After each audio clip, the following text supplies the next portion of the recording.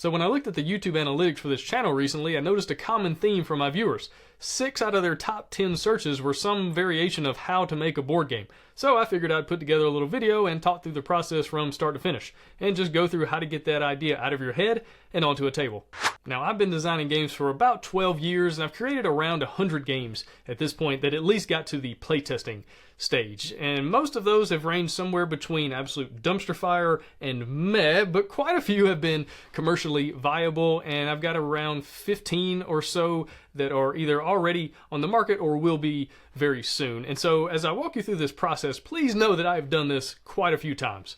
But let's get into it. Now, the first thing to talk about is the general idea. What is your idea that's going to be turned into a board game or a card game? Like maybe you just saw a really good movie, or just read a really sensational book, or maybe you just found out about a really interesting real world, real life process, and you're like, I bet there's a game in there somewhere. And if you're a game designer, you're probably having that idea all the time. It's like, oh, I bet that could be a game. Oh, that could be a game. And you're going to have way more ideas than you could ever bring to life and get onto an actual table. And so you're really just trying to figure out of all these ideas, which one do you really want to work on? Which one do you really want to focus on?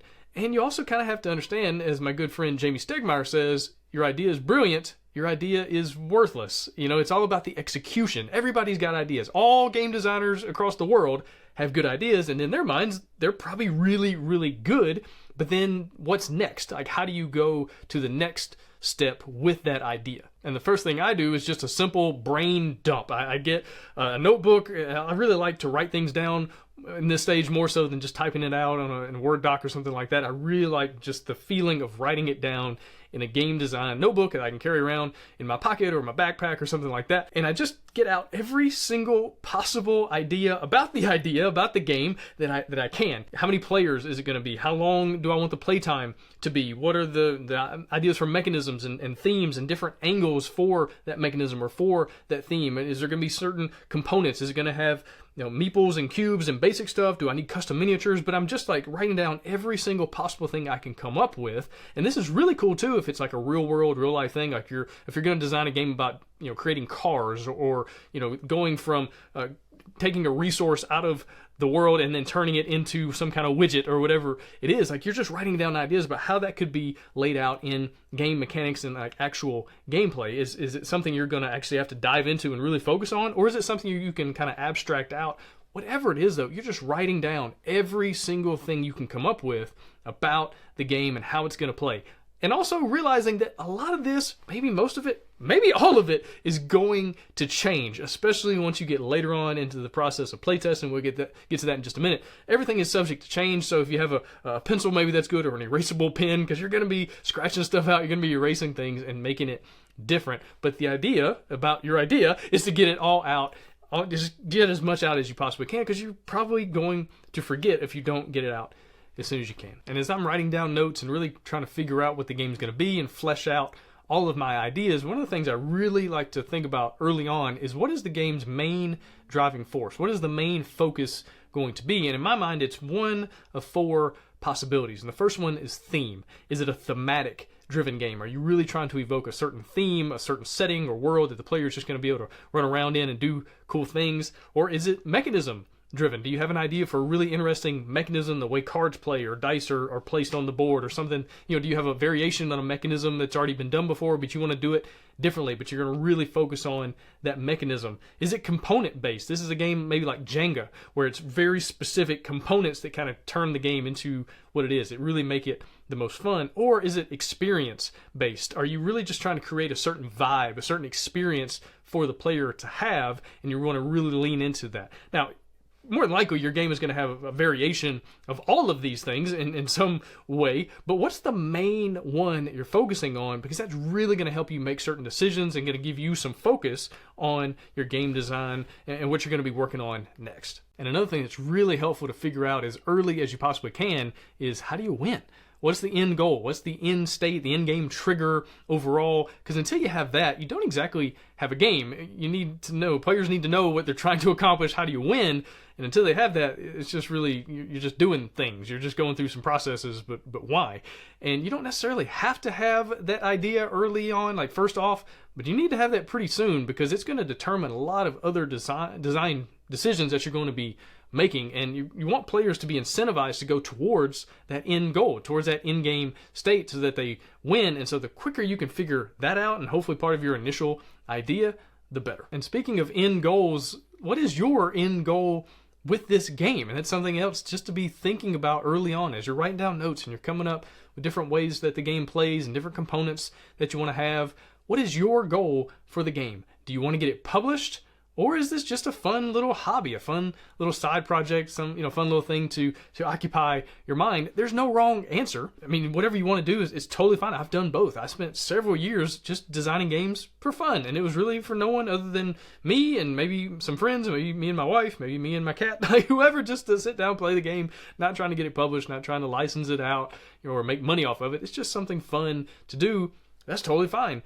But if you want the game to actually show up on a store shelf, if you want it to go to Kickstarter or GameFound to be crowdfunded, if you want it to be a commercially viable product, you're going to have to make different decisions. It's going to change certain things about your design process. So as you're coming up with ideas, you're coming up with all the different ways the game's going to be played and all that, what's your big idea personally for this game's end goal?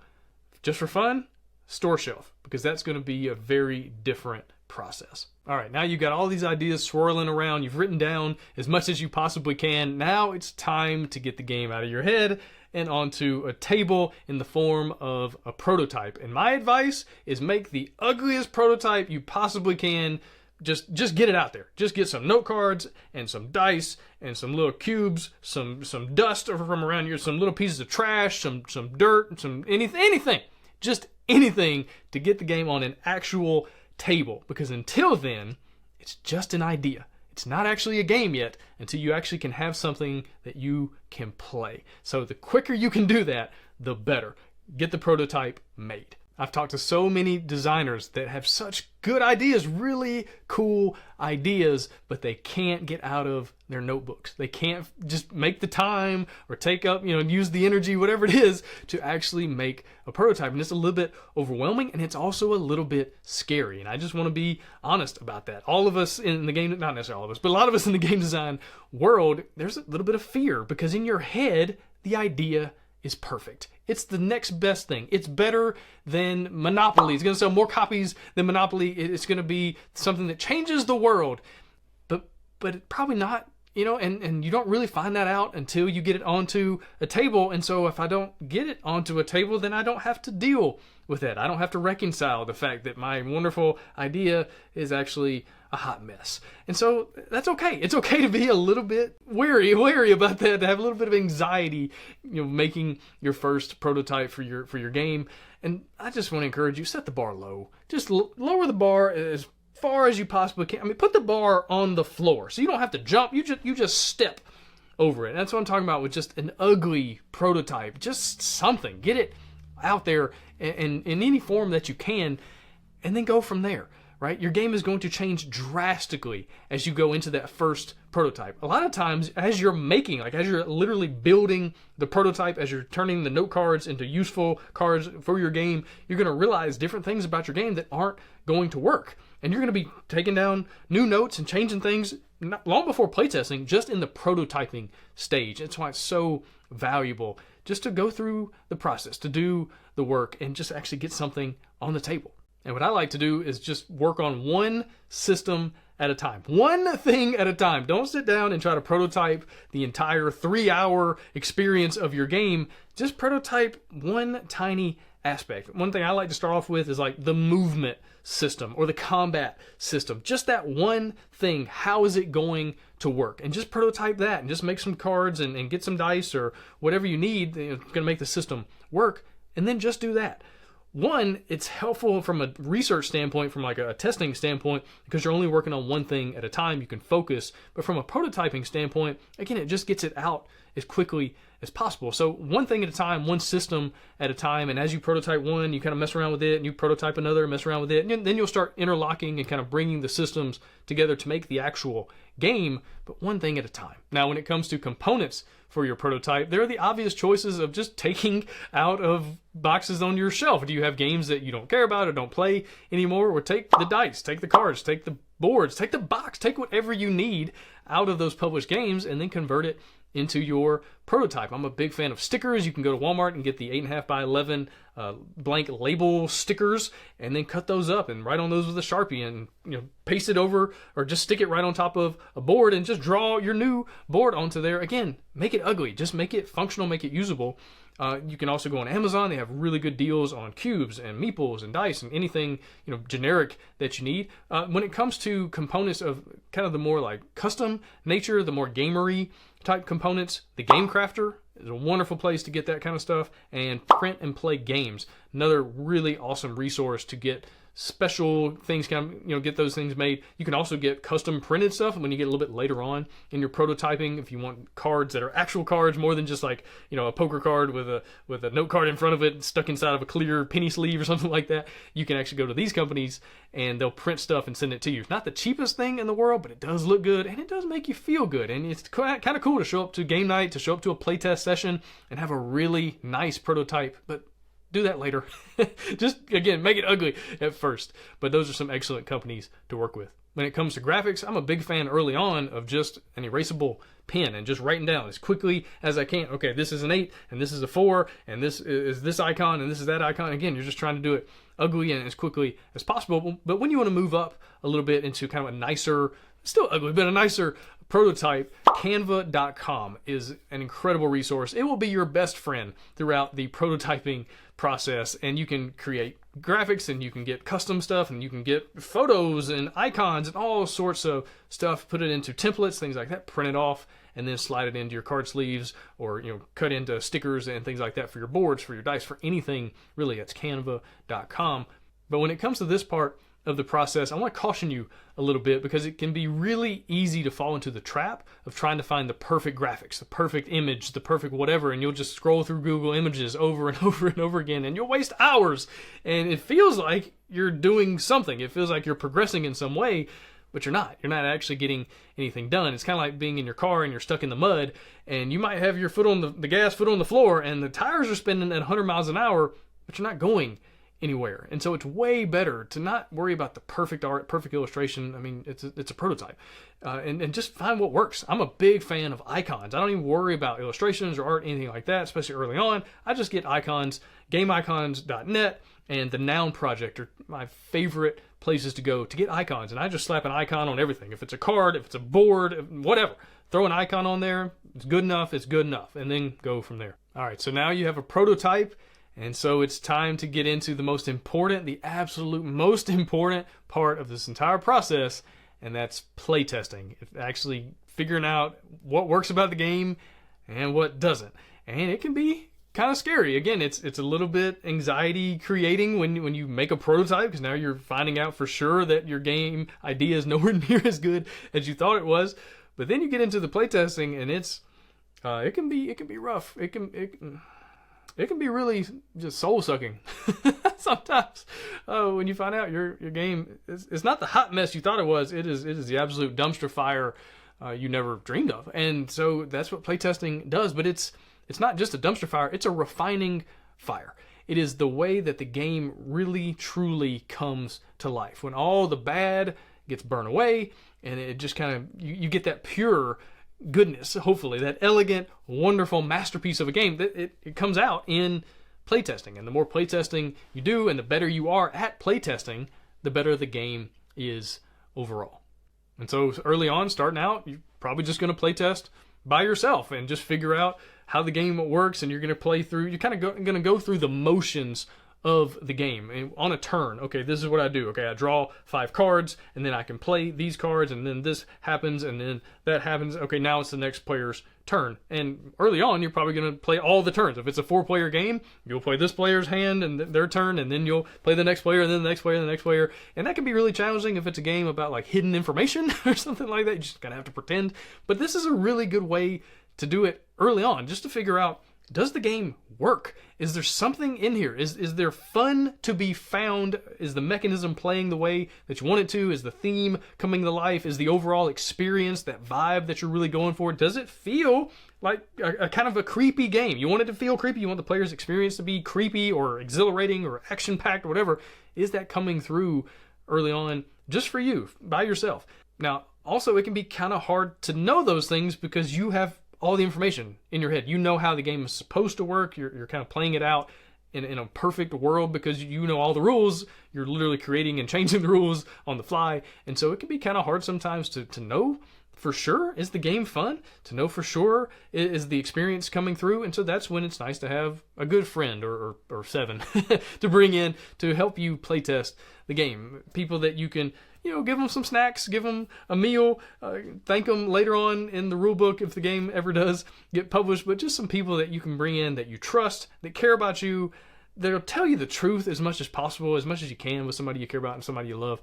But people that you can bring in and go, okay, I'm going to try not to waste your time, and we're going to shut this playtest down. If anybody gets to a point where they're just bored beyond belief and that's something you really want to do early on, I've got a video all about playtesting, and that's one of the main things, is letting your playtesters know, hey, we don't have to finish the game. This is supposed to be a 30-minute game, and so if it gets into 45-minute territory, we're done. We're shutting that down. We're not going to be here for 3 hours, because then they don't want to playtest anymore. They don't want to do that again. And so anyway, go through the playtesting process by yourself, and then with some close friends, trusted people, some family members, maybe not your dog, maybe not your mom, depending, but just people that will tell you the truth to a certain extent. Then it's time to start playtesting outside of that. Maybe you can go to a game store or to a gaming convention and go to an unpub convention or something like that, where you're sitting down with other people you don't know, people maybe you've never met before, never knew they existed, and now you're sitting down to play the game.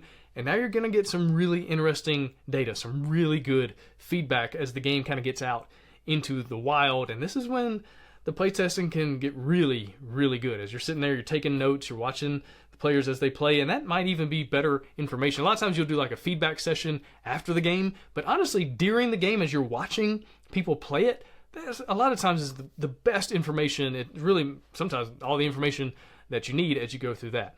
After that, you get into kind of the unguided playtesting territory, where either you're in the room but you're not saying anything. You give playtesters the box and you say, hey, here's the rule book, you figure it out, and you're watching them. Or maybe you teach the game but then you step back. Either way, maybe you're not in the room at all. Maybe you've shipped your game across the country to a brand new set of gamers, and they're going to play it and then give you feedback later. Maybe they're going to film it and you get to kind of go in and like a football team and watch the film later. But that's kind of the late stages of playtesting. Typically, after you know the game works, it's kind of working the way, moving the way that you want it to, because again, you don't want to waste a bunch of people's time.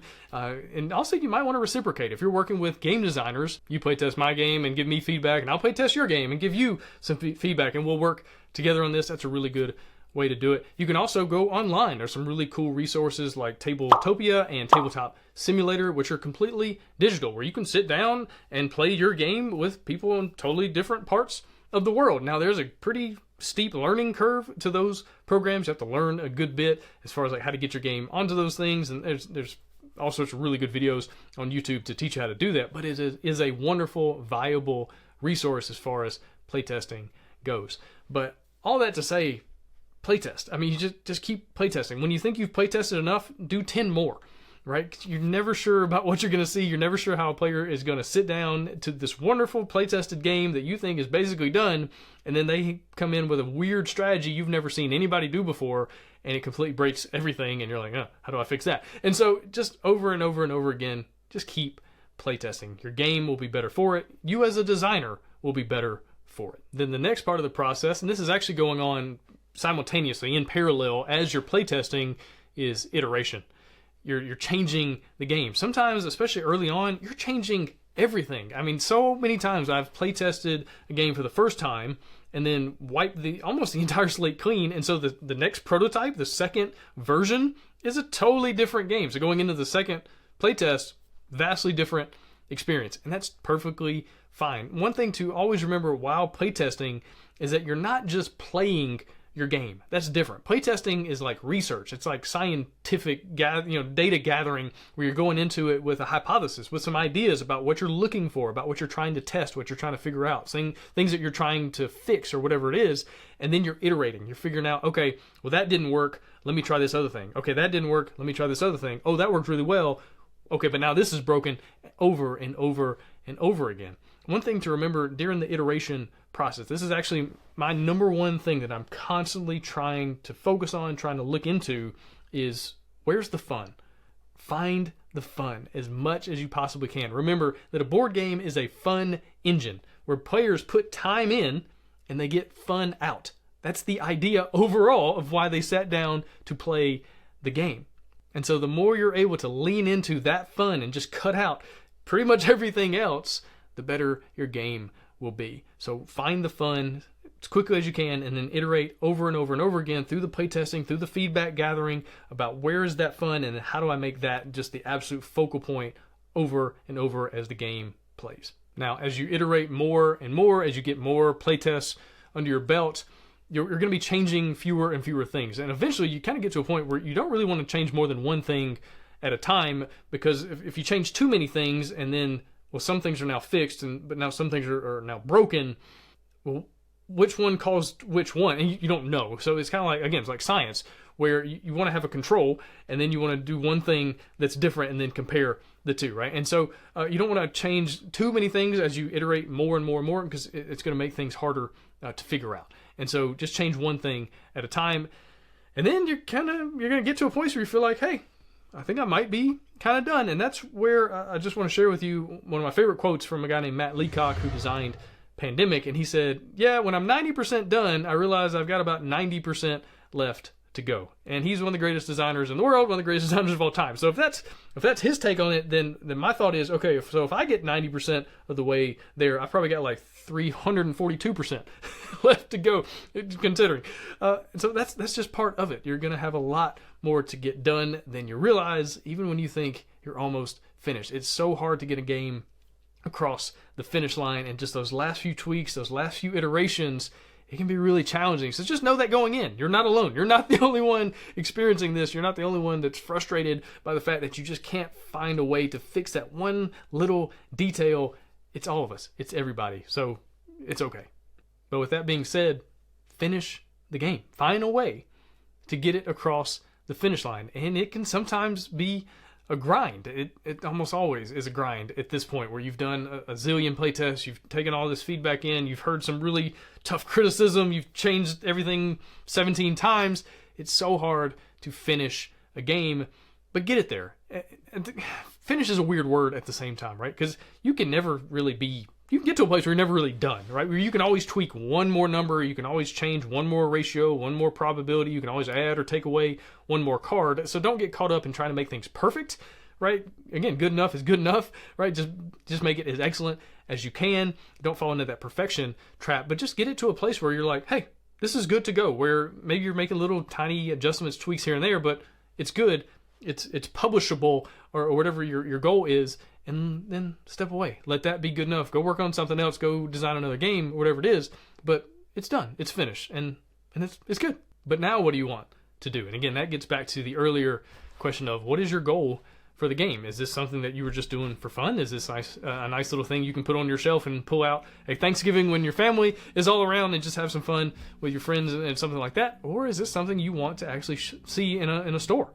You want it to show up in the marketplace. You want it to go to Kickstarter and make $1 zillion or whatever it is, because then now what? What are you going to do? And that's when it gets into, okay, how do I get this thing published?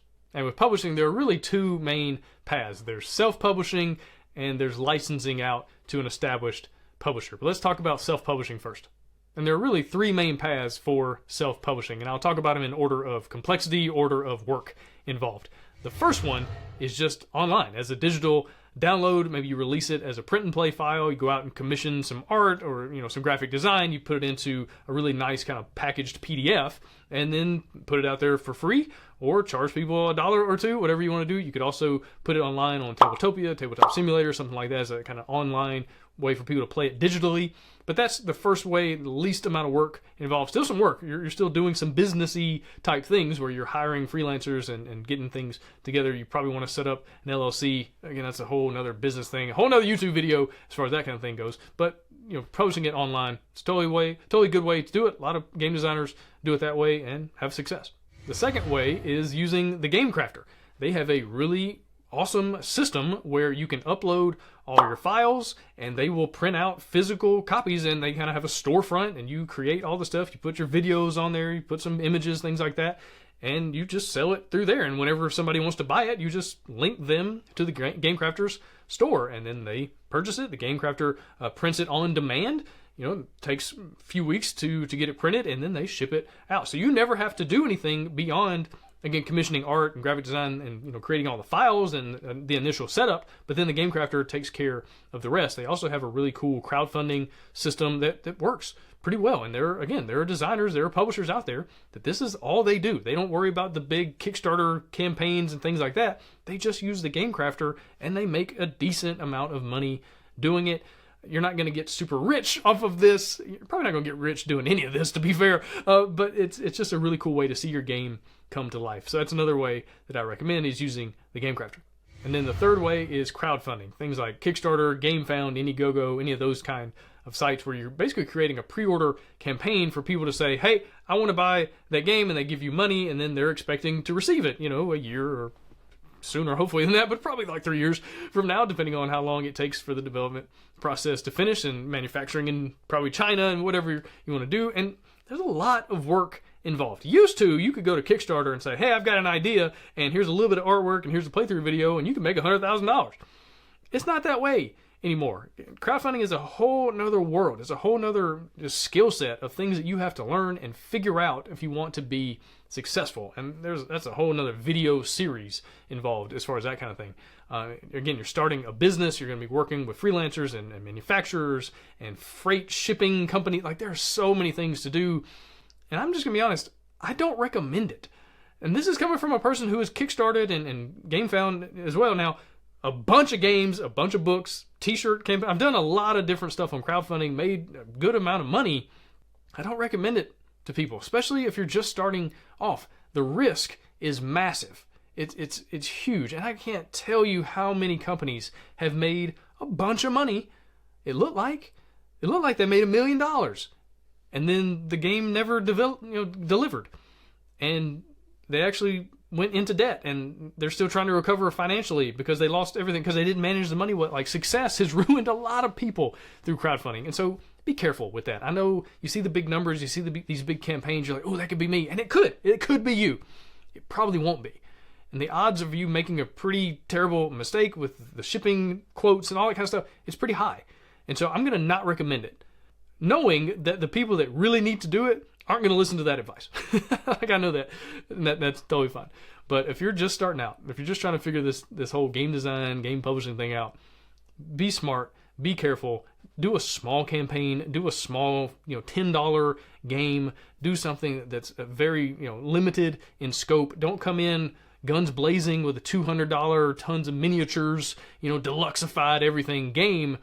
It's just hard. Get your feet wet, figure things out, and then go from there. Start small, build it up over time. So those are the three main paths. So let's talk about pros and cons of self-publishing. The main pro is that you are in full control of the project. If you view this game as your baby, as your child you're trying to bring into the world, then you get to control all aspects of it. You're doing the art direction, you're hiring the people that are going to be creating the illustrations, doing the graphic design. You're going to be in control of all of it. And so if that sounds fun to you, and it's something I really enjoy, I like having the ball, if that makes sense. Like, if I'm going to be, doing all this kind of stuff, I want the ball in my hands, and I'm either going to succeed and win, or I'm going to fail and lose, but it's going to be on me either way. That's what I'm a huge fan of. So that's why I publish my own games. That's why I do crowdfunding for all, most of them, because I want the ball in my hands. And if you're like that, then crowdfunding or going through GameCraft or whatever, that might be the path to take. That's a huge pro. You also get to keep more of the money. If you're licensing a game to a publisher, you're going to get somewhere between 4 and 8% of each copy sold, which is not a lot of money. And if you have a $20 game and you're making 4%, it's not much money to speak of. You're going to have to design a ton of games. I think it's 10 to 12 a year if you're going to do this full time, if you're licensing games to publisher. And that's kind of a hard thing to do. And so those are the main pros. The biggest cons, though, the big cons are you have all the risk. Again, kind of what I was talking about with crowdfunding. You're assuming all the stuff, all the workload, all the marketing, all the figuring out manufacturers and quotes and hiring artists, and then that artist, didn't actually do what you needed them to do, and then they left halfway through the project, so now you got to find another artist to kind of come in and do the other. You're going to be dealing with all of that. You're going to be dealing with customer service. And this is one of the things that I just got so frustrated. Now I have a person that handles all my customer service. And Kyle, if you're watching this, really appreciate you, man. You are excellent. Awesome. But you're going to have to be answering emails. And I still have to answer a lot of emails and Kickstarter messages and things like that. You're going to be dealing with all the stuff that goes along with the business, right? And you might actually find that you don't have a ton of time for game design because a lot of your time, a lot of your energy, a lot of your mental processes get eaten up by business stuff. And so that's just something to think about and just things to be aware of. So let's talk about licensing your game to a publisher. If you don't want to have to deal with all the business stuff and all the garbage that goes with it, and you just want to design games and get them out there and then design more games and get them out there, approach publishers, see if they'll publish your game, see if they can bring it to life. But just keep in mind, this is probably like a 2-year process. It's probably going to take a while to go from approaching a publisher and then eventually signing a contract to your game coming out. Maybe 3 years, maybe longer. I mean, it just takes a while. The game creation, game manufacturing, and shipping, all that process, it just takes forever, unfortunately. And then the pandemic didn't help anything. And so anyway, just kind of have your eyes wide open with that going in, that it's not like, oh, I signed my game and it's going to show up on store shelves soon. Probably not. It's probably going to be at least a year, maybe 2. And so let's just talk through the different steps along the way, and I'm just going to kind of do a brief overview and not dive too deeply into these. This is a whole nother video in and of itself. But the first thing is, do your research. Don't just shotgun blast a generic email out to as many publishers as you can think of. Really take the time and do your research on which publishers does your game fit with best. Right? Look on your shelf. What games are on your game shelf that you're like, okay, it would fit with them, it fit with them. It kind of falls into this line of games. This is a publisher that creates Euro games that take about 2 hours to play. I've got a Euro game that takes about 2 hours to play. Hey, that might be a good match. If you have a 30-minute party game, don't approach the publisher that publishes 2-hour Euro games in general, right? That just doesn't make sense. And then don't send out emails that are like, hey, to whom it may concern, or hey, team, hey, friend. Do some research. Figure out who you're actually contacting. Put in your initial email, your initial message, why you're contacting them. Hey, I love your company. This game right here is one of my absolute favorites. I'm working on a game. I've designed a game, and I think it falls perfectly into your catalog. It fits in your lineup of games for this, and this reason. Just be personable, be honest, be open with them about why your game is a good fit for them. Some companies will just take a straight up email. Some companies have a specific contact form you go through. Some companies don't take game submissions like that at all. And so it's something to be aware of. Again, you want to do your research, get online and talk to different Facebook communities, things like that. Highly recommend the Board Game Design Lab Facebook communities. It's the one that I run. It's phenomenal, wonderful, encouraging place. But get on there and be like, hey, this is the game I've got. Which company do you think it would be a good fit for? Also, there's Cardboard Edison. They have an amazing list of publishers and what they're looking for, and are they taking submissions? And I think they charge like $25 a year or something like that to have access to that list. That is definitely worth your investment if you want to get into game design and get your game published in general. But just get online and just figure out as much information, as much data, research as much as you can, and then start sending out emails knowing that you're probably going to be rejected if you even get a response at all. It's pretty typical to not hear back, or to not even hear back for months. Sometimes it takes a long time to process this stuff. And these publishers, even the big publishers in the gaming industry, aren't that big as far as like number of employees. Some of them are pretty big, 100+ employees, but most of them it's like 3 people, if that. A lot of times it's just one person doing everything, so it might take a little while. And then just see what they say. Maybe they get back to you. They say, oh, that is a really cool idea. And hopefully in your initial message you sent, what's the hook of the game? What makes it fun? Why is it interesting? What makes it different? What makes it stand out on the market? Not only why does it fit with this publisher, but why are they going to make money off of it?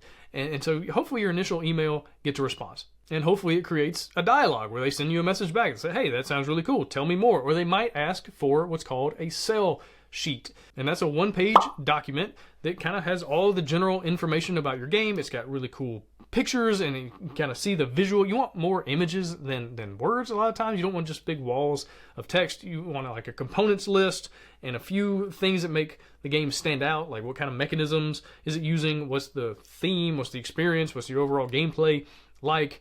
what's the player count, the time, all the basic information. They'll probably ask for a sell sheet. And so you want to make one of those. Again, Canva is a really good resource for that. You might consider hiring a graphic designer and paying $50, $100, whatever their hourly rate is, and getting them to design a really good looking sell sheet for you, because this is a job interview, right? You're really going into this process thinking, okay, I am trying to get a job, with this company basically, where I want to be a designer for them. I want to submit my game to be published. So why not just put your best foot forward, right? Put your best work out there. And so you send them that, and again, there's this dialogue, there's this back and forth where they ask you questions, and then hopefully they'll say, hey, can you send me a prototype? And that's when you make a nicer prototype, and you might consider going through the Game Crafter or Print and Play Games and having some custom cards, custom dice, whatever it is made, put it all together, send it to them, and then hopefully they play it, and then hopefully they really, really like it, and then they say, hey, here's a contract, and then you go through the terms, and then you sign the deal. Maybe not, right? Again, it's a long shot, and it's hard to get into any industry. It's hard to get published with anything. If you're writing a book or whatever, it's hard to get into that, but it does happen, right? And you never know until you ask, right? You don't know unless you take the shot. So you just got to get out there and take the shot. Now, all along the way, you're probably going to be receiving various forms of feedback, where the publisher says, hey, this isn't for us, and here's why. Maybe it's a little, just a short sentence. Maybe it's a long paragraph. Either way, say thank you. Say, I really appreciate the feedback. Don't get defensive. Don't get mad and angry and send this upset email. You're not going to help anybody in that situation. You're definitely not going to be someone that publisher's like, ooh, I really want to work with that person down the road. Don't burn bridges. Just be humble. Take criticism. Chew the meat, spit out the bones, so to speak. But just kind of figure out, okay, how can I take this feedback and then make the game better, make my pitch better, make my sell sheet better, whatever it is. Take in that feedback and then improve. Because just like game design is a process that you get better at over time, so is pitching a game. And maybe you get the chance to sit down at a convention and talk to a publisher in person and maybe play the game a few rounds with them. Whatever it is, it just takes time. It's a skill set that you have to grow and figure things out. And hopefully it leads to getting the game signed and you actually get to see it show up on a store shelf one day. It's a long shot. It's hard. It's hard to break into any industry, right? Whether you're writing a book and trying to get that published or whatever, it's hard. But you never know unless you try. So you got to just take the shot and maybe it'll go in. But you don't know if you're just holding the ball, right? So you got to take the shot and then see what happens. All right, so that's the general process, the general overview of how to go from idea to published game to get everything out of your head and onto a table. But before we get out of here, I want to give you just some of my best advice overall. And the first one is, please realize, just let this be an encouragement, please realize that you develop taste long before you develop skill.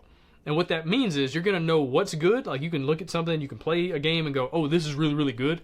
That happens long before you can actually create something that's good yourself, right? The key is just don't quit.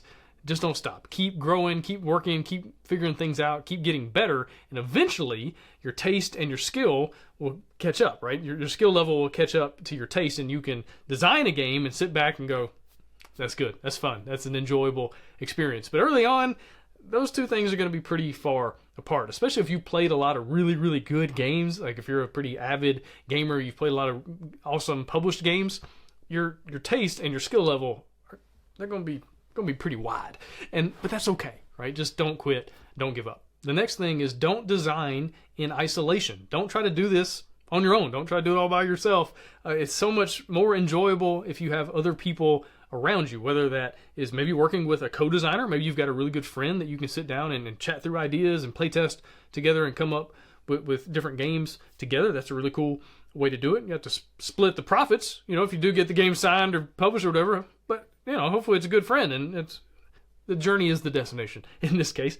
But there's also lots of really good forums and Facebook communities. The Board Game Design Lab group is an awesome place where you can go in and just talk shop with other game designers and say, hey, I've got this issue, I've got this problem. Anybody got any ideas? And you can kind of work together, help each other to make great games that people love. And then see if you can find some local playtest groups, some local design groups through meetups or Facebook or whatever, and just figure out, can I get in a room with real people that are game designers or gamers and want to play these things, and then just enjoy that person-to-person contact, that personal interaction. We've had to spend so much time remote for so long that I promise, just the feeling of being in the same room with people and playing a game, playtesting a game, it's way better. So again, don't design in isolation. The next thing is read as many books and blog posts and listen to as many podcasts as you can get a hold of. The Board Game Design Lab podcast ran for 300 plus episodes. It's got pretty much every topic you can imagine about game design, but there's lots of other really good podcasts out there. Amazing blogs, awesome books on Amazon. Just look up Board Game Design. You'll see lots of really cool things. I'll put several of my favorites down in the description below, but just absorb as much as you possibly can from other people who have done it before, other people who are a little bit further in the process, further in the journey than you are. Just gain as much wisdom as you can and then figure out how you can apply it to your own game design process. And then the last thing is have fun. I mean, this is hopefully an enjoyable experience. There's no doubt about it. It's work. It takes a ton of effort and just a ton of work to bring something to life, but it's the best kind of work. I mean, you're creating a fun engine. So find a way to make it fun along the way. Ernest Hemingway talked about writing, and he said, writing is nothing. You just sit down at the typewriter and bleed. And game design can definitely feel similar to that sometimes. But at the same time, it's such a collaborative art form where you're working with other people and you're working with so many different parts of your brain to bring the game to life and create the fun. And then you find that fun and then you hone it and then you iterate and you do all these different things to create moments for other people. And this is honestly my favorite part of the game design process. I mean, it's such a magical endeavor because what you're doing is you're creating a pathway for other people, for people you've never even met before, to have an enjoyable experience making memories around a table. It's a special thing, so don't take it lightly. And I look forward to seeing what you come up with. Maybe one day your game will hit my table. That'd be pretty cool. But anyway, thanks for watching, and I'll see you again soon.